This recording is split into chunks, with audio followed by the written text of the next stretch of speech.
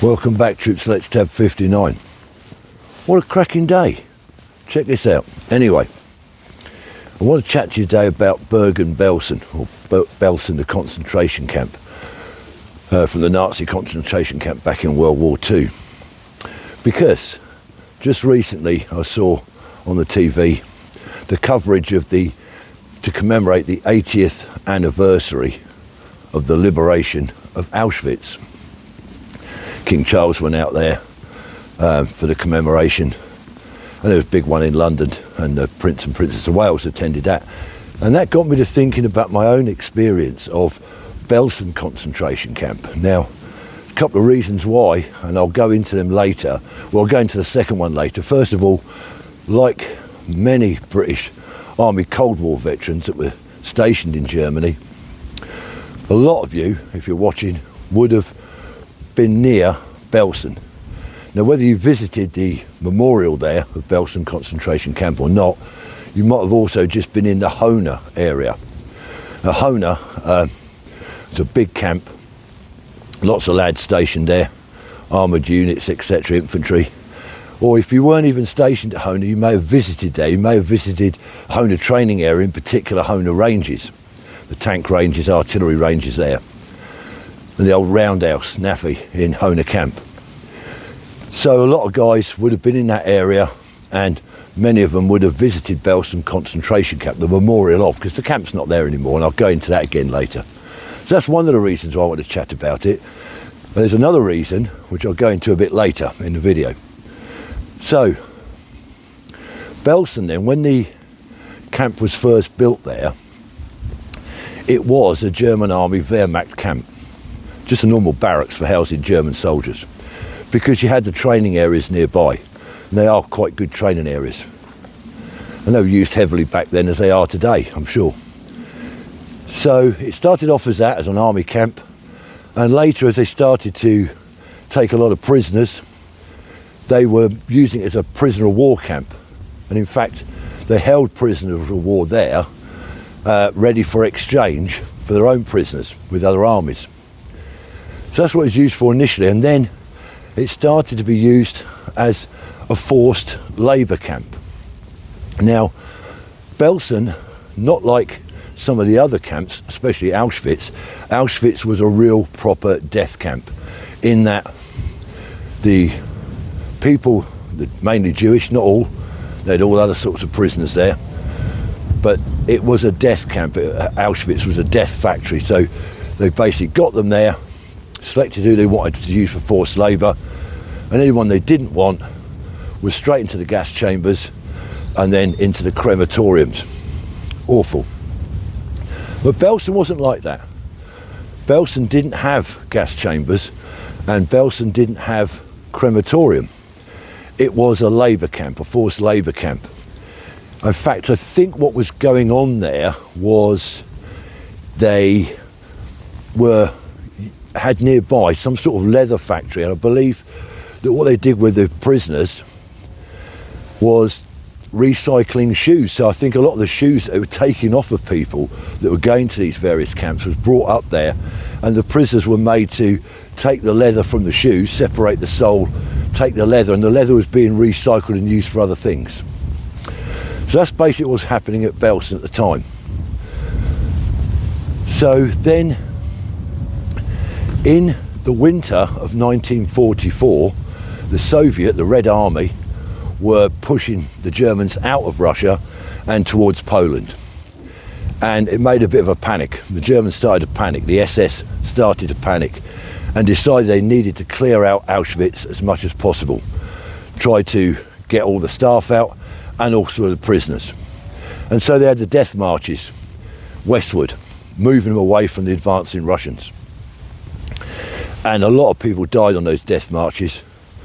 And by sort of December 1944, there was a massive influx of prisoners into Belsen, and it became very, very overcrowded. 120 people in a room that was nowhere near designed to take that many people. And of course they couldn't feed them. They weren't feeding them properly. That amount of people started to die of starvation and got some awful diseases, typhoid, tuberculosis. Everyone was lice-ridden. So the camp was in a right state and people were just dying. Hundreds, thousands of people were dying in Belsen. So as I say, it wasn't designed as a death camp, but with a massive influx from other concentration camps into Belsen, the overcrowded conditions caused a lot of deaths. So the Allies are advancing from the west, and Belsen was liberated on the 15th of April 1945. So very close to the end of the Second World War in Europe, the victory in Europe. 11th Armoured Division, British UK Armoured Division, was advancing in that area. And in fact, it was the 63rd Regiment, Anti-Tank Regiment, Royal Artillery, that liberated Belsen. Now prior to that, they'd got into Celle, where I was actually stationed. And the 63rd Regiment Royal Artillery gets into Celle and started to take, I think they got near the River Aller, and they had to cross the River Aller, and they started to receive a lot of German prisoners of war. A lot of German troops were surrendering to the British in that area. And they learnt from these prisoners, these German prisoners they took, they learnt that there was a camp up the road at Belsen, Belsen not being very far from Celle. And the German prisoners told them that they shouldn't go up, they'd be careful when they go up there because the camp was ridden with typhoid. And they believed that the prison camp, the British certainly believed, that this prison camp, Belsen, was just housing political prisoners. They didn't know it was a concentration camp, and they didn't know that thousands of people were dying of starvation, typhoid, etc. So 63rd Regiment Royal Artillery arrives at Belsen on the 15th of April and were completely horrified at what they saw. And I'm sure if you go online, you go on YouTube, you can see actual footage of them. Some of it's even been colorised, of the British soldiers getting into Belsen and seeing what they saw. Now, just prior to the British liberating Belsen, many of the SS guards in the camp had done a runner. They'd legged it. But 44 of them were arrested, or 45 prison guards were arrested, including the camp commandant, a guy called can't remember his first name, Kramer. Kramer was his surname. Become known as the Beast of Belsen. Very sadistic. Now he, along with a lot of the other guards that were there, had actually come from Auschwitz. So Kramer was a lower level guard or officer at Auschwitz, but he was sent up to Auschwitz when, as I say, when the Soviets were advancing, and he became the camp commandant. Why he stayed behind at Belsen when he knew the Brits were coming? Why did the other guards stay there? 45 of them. I'd have been on my toes. If I'd have done something like that, I'd have been out of there.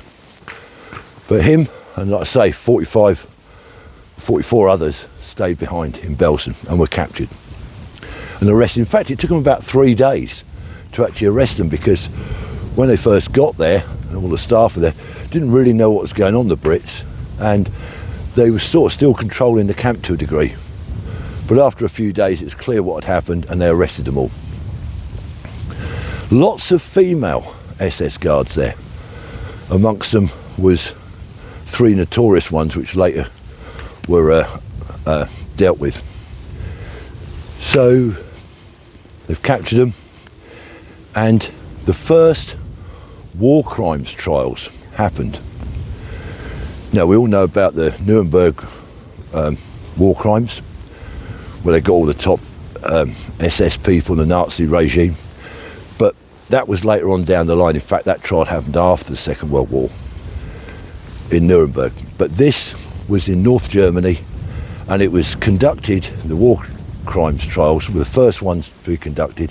They were conducted under British military law in Lüneburg, which is that same sort of area, Lüneburg Heath. So we conducted a trial of these 45 people. 11 of them got the death sentence, including the camp commandant Kramer, and they were hanged. In fact, Pierpoint was brought over from UK. He was our sort of head executioner at the time, and he dealt with the executions of these 11 prisoners that were taken. Awful. Now, getting on to my sort of experience with it, as I say, I was stationed out in Celle. Now, Celle, very, very close to Belsen. Doesn't take long to drive up there. And the main road, the B3, that was the main route from Celle up to Hona. And before you get to Hona camp that is, on the left-hand side, you pull in and there's the memorial to Belsen concentration camp. So being in that area, a lot of us visited the site of it, the memorial site, because there was so much typhoid there's nothing left. The camp was completely torched. The Brits had to bring flamethrowers in and burn the huts down because of the disease. Many of the prisoners died after the liberation. They were still dying, 300 a day in some cases. Awful. Also buried in the grounds is Anne Frank, quite famous young girl, diarist, Dutch-German girl, arrested in Amsterdam, I believe it was. And along with her sister Margot. So if you ever go there, you'll see that there's a headstone to Anne Frank and to her sister Margot. They died just days before liberation from typhoid, it's believed. So, getting back to me being out there. So I'd visited in the early 80s. Now, you're talking for sort of 35, maybe 40 years after the end of the Second World War, so it's still quite fresh. And the other reason I had sort of a connection with it, it's quite interesting because I had a German girlfriend and she had a little bedsit in town. I was away on exercise. We were sort of living together from time to time when I was home. And when I come back off this exercise and I met up with her, remember, no mobile phones, you sort of arranged to meet up somewhere. And she said, I've moved. And she'd rented us a flat in a very small village called Valle. W-A-L-L-E, Valle. It's like Wally. Now, the village of Valle is only about 1,000 people live there at the most. You can Google it. And Valle is very close to Belsen concentration camp, because Belsen, the camp, wasn't obviously in the town of Belsen. It's out in the sticks. But very close to it is this little village, Valle. And that's where we'd rented this place. And there's a pub. There was one pub in the village. I think there's a little baker's and a few other bits and pieces like you get in a village. Above the pub was 2 flats, 2 apartments. And she'd rented, as you look at the pub, the top left flat. And that's where we lived, little 1-bedroom flat. I used to go for a run. I used to come out of the flat, turn right, run up the road, and within 5 minutes I was in the big car park at the front of Belsen concentration camp memorial. Do a couple of sit-ups and press-ups and run back. This was sort of my running route. Very close. Now, the pub below us, after I'd lived there a little while, I could speak a little bit of German. I used to go down now and again and have a couple of beers in the pub with the locals. Now, this wasn't a pub that British soldiers frequented, so I was a bit of a novelty. I was only 22 years old, something like that. And I went down into the pub and over time got to know some of the locals and chatted to them. Interestingly, on the wall of the pub was an old black and white photograph of the pub. Somebody had taken a photograph across the road opposite from the pub, and in the photograph was a big open top Mercedes car with Hitler in it, obviously going up that way to Hona. Whether he was going towards a concentration camp or whether he was just going up to visit troops at Hona, I don't know. But there was this picture of him driving past in the back seat of this open top Mercedes with the old swastika flags on it, etc. So I chatted to the locals over a beer once I'd sort of established a bit of a rapport with them. And these are old boys, well, not old boys, I mean, So I say it's only 35, 40 years after the war. And I asked them, they were locals, they're born and bred in this village. And I asked them, I said, did you know what was going on up the road during the war with that camp? And they said they had no clue at all. They said they believed they couldn't get up there, it was all sealed off by guards, etc. They believed it was just a prisoner of war camp. They didn't know what was going on because there was no crematoriums blazing out smoke and pollution from it. It was nothing like that. A couple of them said they could smell the camp when they were near it. But obviously that was the smell of death, I imagine, I don't know. But they denied any knowledge that they knew it was a concentration camp. I don't know. They must have, some of them must have been employed up there or something. It's an interesting subject, but thought I would chat about that.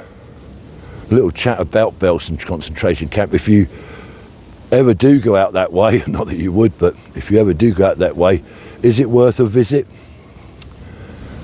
Like I say, there's nothing there. You walk up. I went back a few years ago with the trace around, and I took her to it. I showed her where I used to live in this little flat above the pub, and then we drove a bit further up, pulled into the car park, and we went in. And people say about these concentration camps when you go to them, there's no birds singing, etc. I can vouch that. I can actually tell you that because I hadn't been there for maybe 20 years when I took the trace around, and I told her that, you know, I remember going there and hearing no bird song. And when we got there, it was exactly the same. Pulled up in the car park, we got out. You walk into like a visitor centre, and it's not a museum as such, but it's an information centre. And you walk through that, and there's lots of displays and models and photographs and information about the camp. And then you come out of that and you're on this just open, flat Lunenburg area. And you walk up the paths and you can see all the mounds, these huge mounds that are holding, and it says 10,000 in this grave, 20,000 in this grave, etc. And there's lots of Jewish memorials, and there's a little chapel there. I think that's the right word. It's not a synagogue, but it's a memorial place for prayer, etc. And we walked around it, we found the grave of Anne Frank, walked around it, and after about half an hour, the trace around got very emotional and said, I just want to leave, just get me out of here. And so we left. So is it worth a visit?